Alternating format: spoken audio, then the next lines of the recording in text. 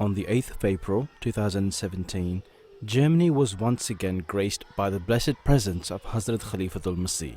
होता है जैसे चौदहवीं के चांद का ज़हूर, वो देखो मुस्कुराते हुए आ गए हुजूर, वो देखो मुस्कुराते हुए आ गए हुजूर. As always, Huzur's presence attracted media coverage across the country. The media wished to find out the beliefs and views of His Holiness on religious and controversial matters. There are synagogues, Hindus, there are temples. His Holiness was asked about the existence of God and how to establish peace and harmony. Huzur gave proof for the existence of God and explained that this common factor can establish peace and harmony. Can you tell me why do you believe in God? Because I have seen the existence of God through different means. For example, acceptance of prayers.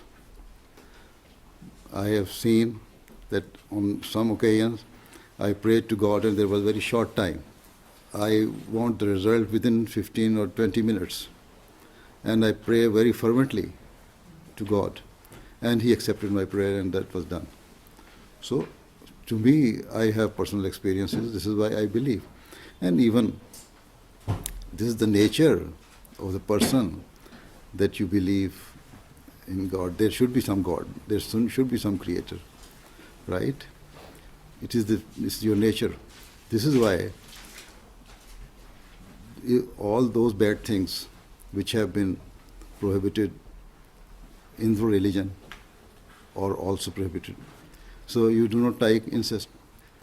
You do not like a thief. You do not like any person who is usurping the rights of others. And the religion says the same thing. This is the teaching of the God. This is inbuilt instinct within yourself. So if there is no God, where from did it come? So there are so many logical things which can prove that God does exist. And if I personally, and there's quite a number of Ahmadis who have their personal experience about the existence of God through the acceptance of their prayers. Quran even says that you have your own religion and I have my own religion. And there's no compulsion in the religion. If I give you the good message, some people do accept it. And they have been accepting in the world, all across the world. Almost more than 400,000 or 500,000 people join us every year. So there is the good message. This is why they join us. And we always say that despite the fact that we all hold different religions, Christians, Jews, Muslims, Buddhists, Hindus, Sikhs, but there is one thing common, and that is God the Almighty. So, for the sake of pleasing our God, we should come together. And the second common point is humanity. And for the sake of protecting humanity, we should live together harmoniously, peacefully, and with love. We have been preaching the message of peace, love, and harmony all across the world. And it's very important for us because Islam means peace. The very word Islam, the literary meaning of Islam is peace. So, this is why we have to spread this message, we have to practice it, and we have to portray the true picture of Islam. Right? Due to the state of the world today, many media channels also wish to find out if Islam is really an extremist religion and do we really need to fear it. Huzur removed many misconceptions that they may have had.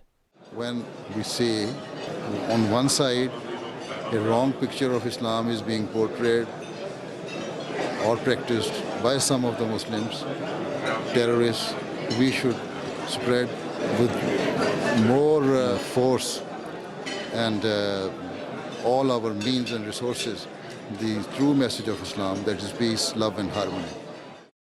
Fear is growing day by day, that is your question, of Islam. In other words, Islamophobia, right? It is everywhere, not especially in Germany. It's everywhere in the Western world, or the developed world, or non-Muslim world, there is a fear. Because of the action and deeds of some of the extremist groups in the name of Islam, within Islam.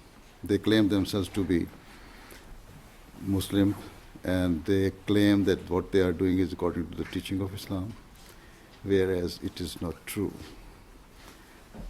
They are just distorting the true teaching of Islam. They have not understood the true teaching of the Holy Quran. They are misconstruing the teaching of the Holy Quran. And it was prophesied by the Holy Prophet of Islam 1,400 years ago that this will happen. Muslims will forget the true teaching of Islam. Although the Quran will remain intact in its original form, but they will not practice it to its true meaning and letter.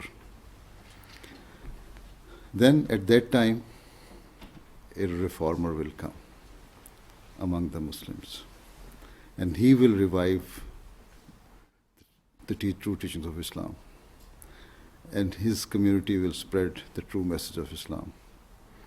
So what is happening had to happen.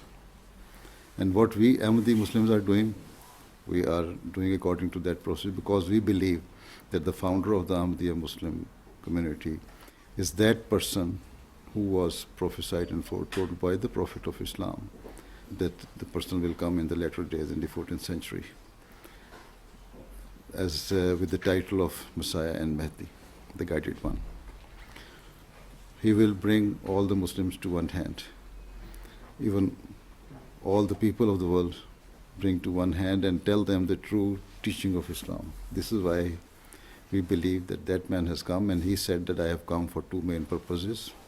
One, to bring mankind closer to their Creator, and secondly, to make the human being realize their duties they owe to each other and live peacefully and amicably.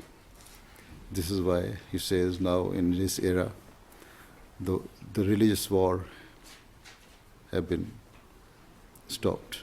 There's no religious war. And we can see, although there are worldly wars, but no religion is attacking on Islamic countries or Islam as a religion. So there are geopolitical wars, but not religious wars. So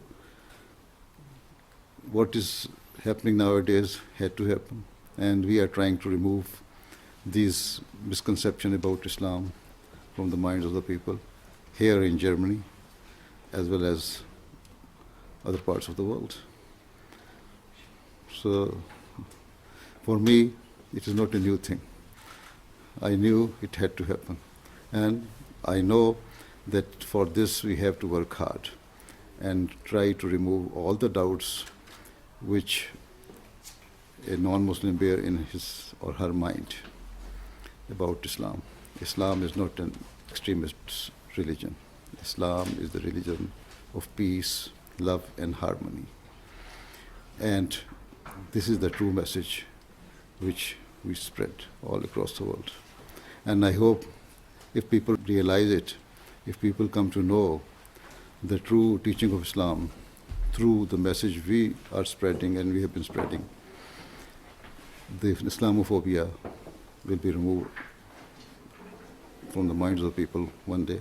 You will see, they will know that Islam is not the religion of extremism or brutality. Rather, Islam is a religion of peace, love, and harmony. Show brotherhood and love and harmony to each other. So nobody must to be afraid like our... Nobody should be afraid. So we are open, always open. His Holiness was asked regarding religion's role in politics and its influence on the state, and if Islam as a religion should be taught as an educational subject. I'd like to know if politics has to do more so that it's easier to include Islam in the Western world. Being a citizen of the country, we should have the same right. Religion should not matter. I can play my role as politician as in the national politics. A Hindu, a Christian, or any other person can play his or her role in the politics as the citizen of the country, or they can take active part in the politics as a citizen of the country. So why should we include religion in these things? Politics is something different, religion is a different thing. We should separate politics and religion. We should separate state, government, and religion. Teaching religion in the school, and those pupils or students who are interested in studying religion, you should teach them.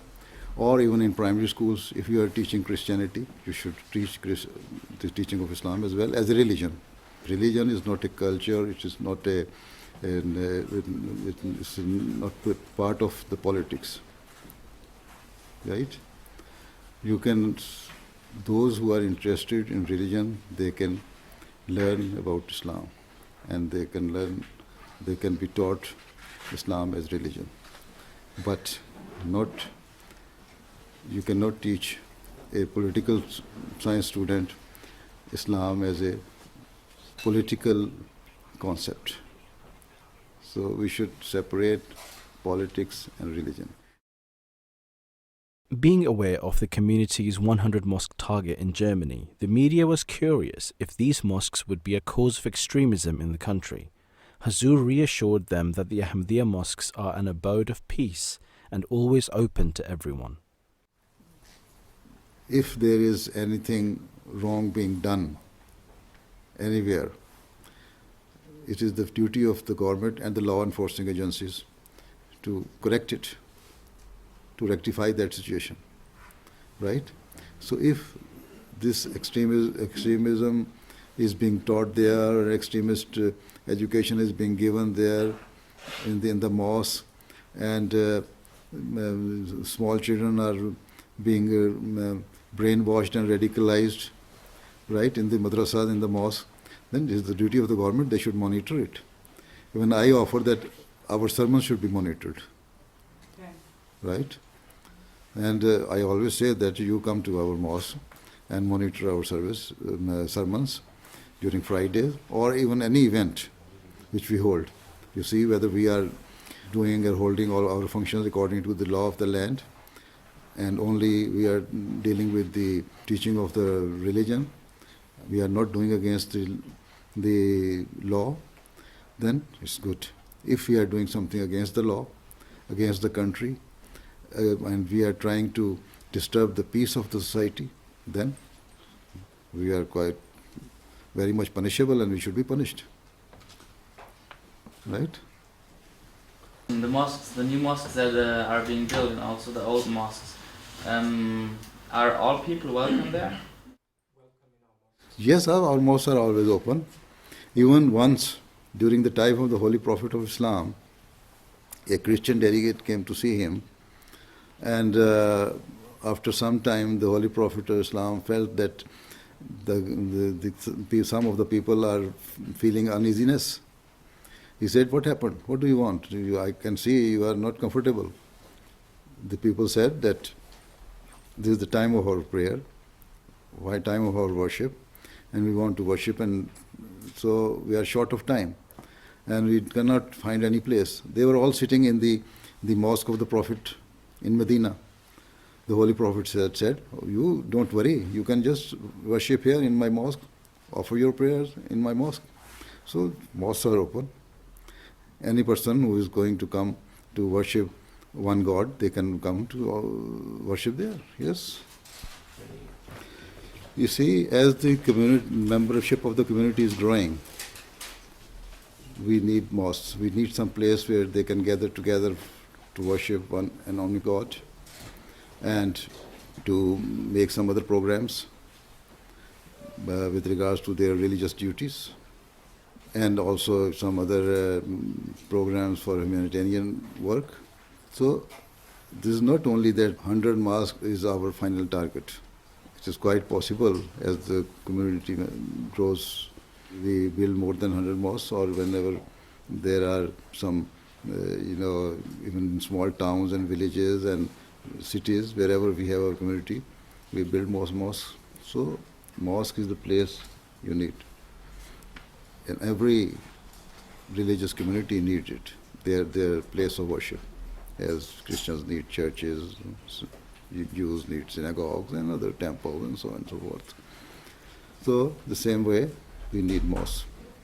And our mosques are the true symbol of, to show the people that how can we practice the true religion, how can we get closer to our Creator, and how can we discharge our duties we owe to our fellow beings.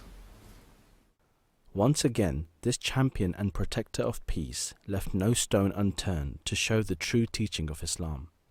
His message has always been the same: recognize your Creator and love His creation.